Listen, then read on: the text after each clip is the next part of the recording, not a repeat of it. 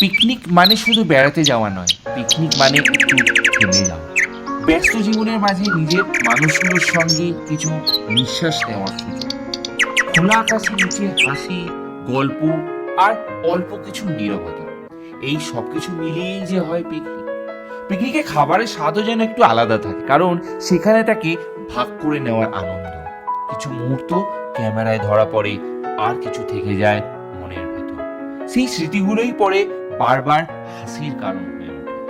দিন শেষ হয়ে যায়, কিন্তু পিকনিকের অনুভূতিটা অনেক দিন থেকে যায়।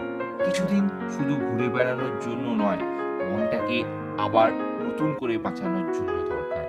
আজকের পিকনিক ঠিক সেই রকমই একটা দিন।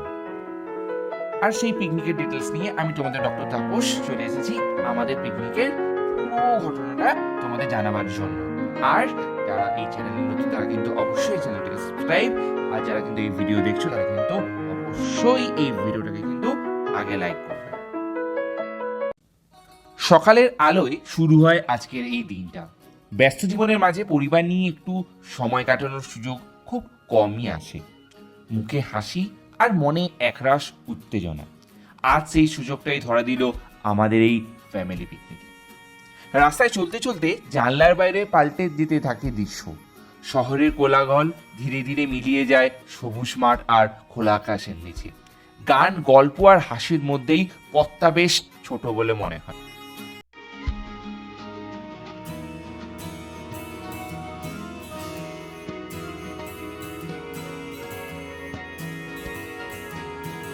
পৌঁছে গেলাম আমাদের পিকনিক স্পট।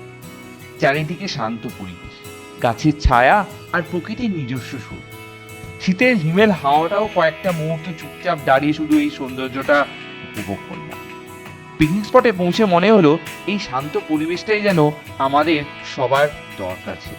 গাছের ছায়ায় বসে কিছু সময় একসাথে থাকা, কোনো তাড়া নেই, কোনো ব্যস্ততা নেই।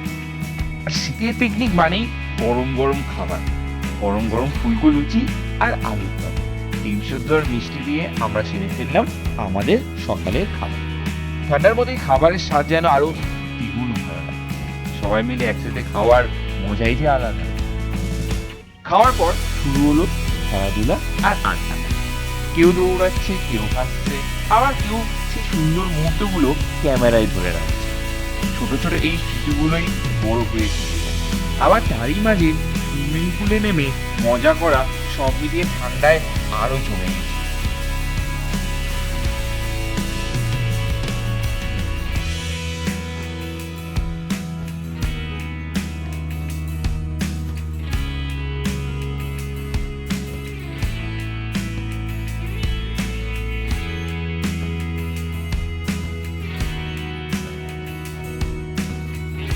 এবার তোমাদের একটু বলে দিই ঘরানা রিসোর্টের ভেতরে পরিবেশটা কেমন, কি আছে আর কি দেখার জায়গা আছে।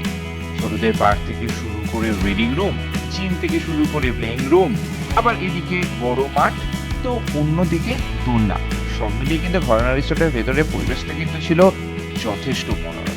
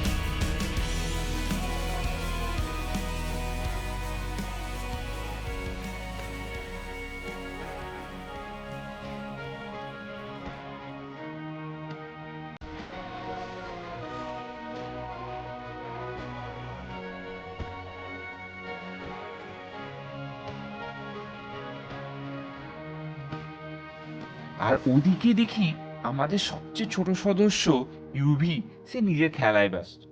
মেসি কলকাতায় এসে খেলা না দেখালেও আমাদের খুদে কিন্তু স্পট এর সবাইকে নিজের মেসি ম্যাজিকের খেলা দেখিয়ে বেশ এন্টারটেন করছিল। ক্লান্তি বলে যে কিছুই ছিল না ওর মধ্যে। ওদিকে আয়ুষ, অরিত্র সবাই কেউ বা কখনো ব্যাডমিন্টন বা কেউ কখনো ক্রিকেট খেলতে ব্যস্ত। তারই মাঝে ঘটে গেল একটা ছোট্ট ঘটনা। আয়ুষের বল চলে গেল মাঠের বাইরে, আর তাই নিয়ে তার কি মন খারাপ আর কান্না। সেই যাই হোক, নতুন বল পেয়ে আবার তার মন ভুলে গেল।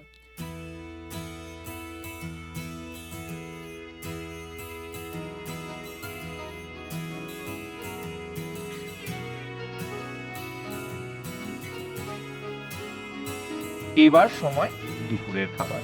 গরম ভাত আর আলু ভাজা, বেগুনি আর ডাল, মটন, মিষ্টি, চাটনি, পাঁপড় সব মিলিয়ে হেব্বি জমে উঠেছিল কিন্তু দুপুরের খাবার।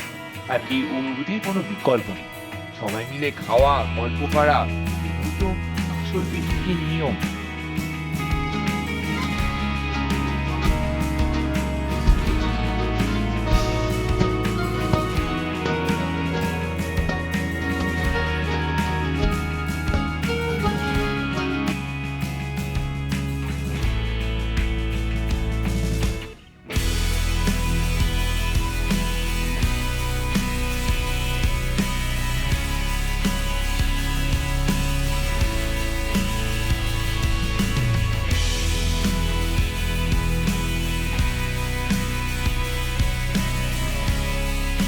খাওয়ার পরে শুরু হলো আমাদের মিউজিক্যাল চেয়ার, যা মেয়েদের এবং ছেলেদের আলাদা করে। সে আলাদাই মজা। কেউ পড়ছে, কেউ আবার কারো করে বসে পড়ছে, কেউ আবার চেয়ার ছেড়ে তো নড়ছেই না, কেউ আবার দৌড়তেই ভুলে গেছে। মনে হচ্ছিল এটা যেন তারই চেয়ার। এই হঠাৎ করে ঘটে যাওয়া এই কিছু মজার ঘটনা, যেগুলোতে আবার না হাসতে থাকাও যায় না। আর এই হাসিগুলোই কিন্তু দিনটাকে আরো সুন্দর করে।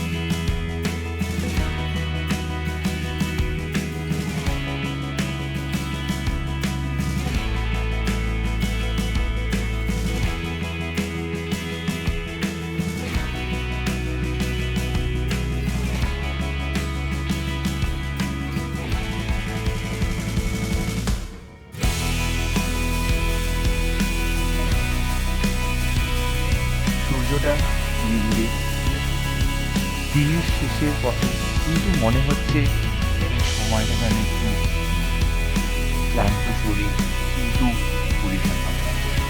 দিনের শেষে সূর্যটা যখন ধীরে ধীরে অস্ত যায়, তখন মনে হয় ছোট ছোট মুহূর্তগুলোই পরিবারকে আরো আজকে দিনটা অনেকদিন মনে থাকবে সবার।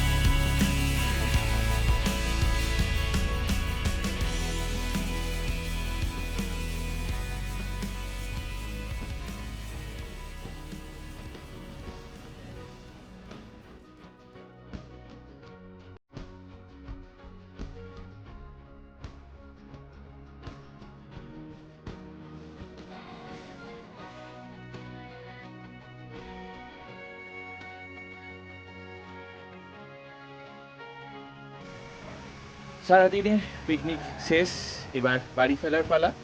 জাস্ট বাড়ি যাওয়ার আগে তোমাদের একটু রাতের ভিউটা দেখিয়ে দিচ্ছি এই ঘরানা রিসর্টের। এক্স্যাক্টলি কেমন, এটাই হলো এই রাতের ভিউ এই ঘরানা রিসর্টের। একটু রুমগুলোর ভিউটা তোমাদের দেখিয়ে দিচ্ছি। এটা আমরা এই যে রুমটা নিয়েছিলাম পিকনিকের জন্য, এটা সেই রুমের ভিউ। এটাই সেই মাঠ যেখানে আমরা এই বিয়েটা নিয়েছিলাম। এখানেও কিন্তু ছোট ছোট অনেকগুলো কটেজ রয়েছে যেখানে তোমরা থাকতে পারবে। আর এখানে সবচেয়ে ভালো আমার যে জায়গাটা লেগেছে সেটা হচ্ছে এর পিছনের দিকটাতে, যেটা খুবই সুন্দর। আর এই সাইডে যেখানে ছিল তোমাদের জিম আর লাইব্রেরি। আস্তে আস্তে সন্ধে হয়ে যাওয়ার পর এই ভিউ কিন্তু এক অপরূপ দৃশ্য এখানে নিয়েছে।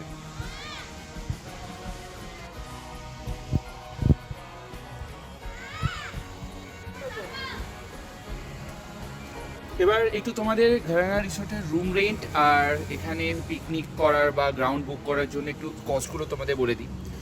রুম রেন্ট যারা রুম নিয়ে থাকতে চাও তাদের ক্ষেত্রে ৩৫০০ থেকে ৩৮০০, সেটা কিন্তু সিজনাল, তার উপরে ডিপেন্ড করছে। দুজন থাকতে পারো, 2 পার্সনের ক্ষেত্রে ৩৫০০ থেকে ৩৮০০ পার রুম। আর যারা এখানে অ্যাজ ফর পিকনিক সারাদিনের জন্য বুক করতে চাও সেটা কিন্তু কোয়াইট কস্টলি, এখানে 50 to 60,000। তারপর যাদের যা সোর্স আছে সেই হিসাবে কিন্তু সেই অ্যামাউন্ট কিন্তু নেগোসিয়েবল। তো এই হিসাবে এখানে বুক হয়।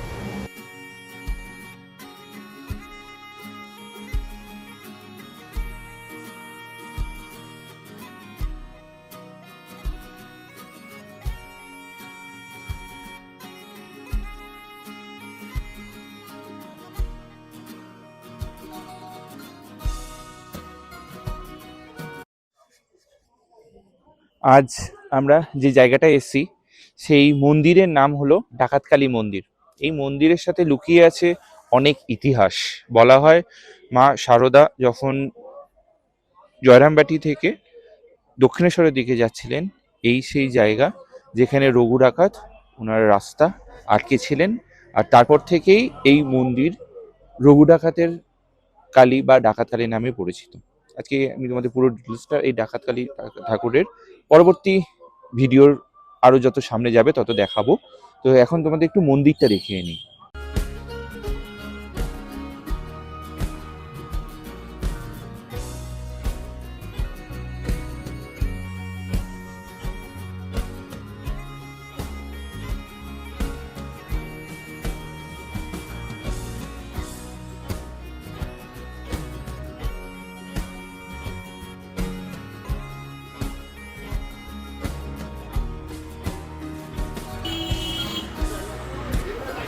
এবার আমি তোমাদের বলে দিচ্ছি যে কোন বাসে করে আমরা এসেছিলাম। আমাদের পাড়ারই একজন দাদা, তার ট্রাভেলার বাসে। এই যে তোমরা কন্ট্যাক্ট নাম্বারটা দেখতে পাচ্ছ, রাজা, যাকে কিন্তু আমাদের তালতলা মাঠে সবাই চেন, তার গাড়িতে কিন্তু আমরা এসেছি। এই তো তোমাদের কন্ট্যাক্ট নাম্বারটা দেখিয়ে দিই, যেখানেই যাই আমাদের সব কিছু তো এখানেই নিয়ে যায়। অলরেডি আমাদের ডাকাতকালী দেখা শেষ হয়ে গেছে, এবার কিন্তু আমরা এগিয়ে পড়ছি আমাদের ডেস্টিনেশন। যদিও রাস্তা কিন্তু প্রচণ্ড রকমের জ্যাম আমরা বুঝতে পারছি, তো একটু যতটা সম্ভব তাড়াতাড়ি বেরিয়ে যাওয়া, সেটাই এখন দেখা যায় আমরা কটা নাগাদ দক্ষিণেশ্বরের মধ্যে পৌঁছতে পারি।